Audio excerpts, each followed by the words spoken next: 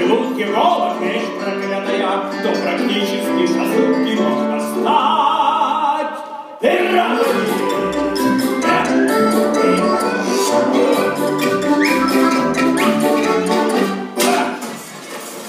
Разрешите, сэр? Хокинс? Джим Хокинс зашел поболтать со стариной Джоном. Заходи, заходи, сынок. Никому я так не рад, как тебе. Заходи. Меня прислал к вам помогать капитан Смолет, сэр. Капитан Смолет отличный моряк. Ты сможешь у него многому научиться. Да, только он вечно всем недоволен. Ко всему придирается.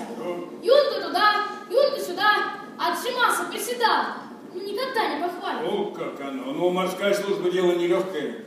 Ты сам-то не боишься ходить в море? Нет, сэр. Ты зря. Ты знаешь, сколько народу погибло при кораблекрушении? Но ведь лежать в постели еще страшнее, сэр. Чего ты страшнее? Лежи да лежи. В постели можно проспать то, о чем мечтал всю свою жизнь. О! По-твоему, выходит, бойся не шторма, а собственной постели.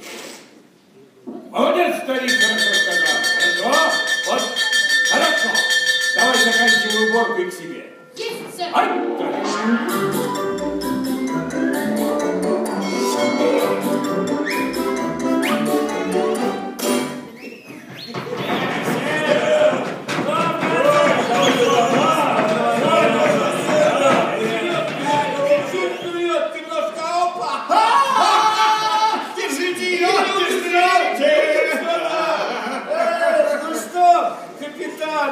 Признаете свою ошибку? Какую именно? Ну как же? А что вы не говорили о нашей команде? А ведь плывем, и еще как плывем! Ну, во-первых, не плывем, а идем. Да. А во-вторых, главное не дойти, а вернуться обратно. А, по-моему, капитан, вы чересчур подозрительный. По-моему, вы боитесь даже моря. Я пошутил. Поверьте, джентльмены, не дай бог нам дожить до тех обстоятельств, которые показали бы нам, боится ли чего-нибудь капитан Смолет?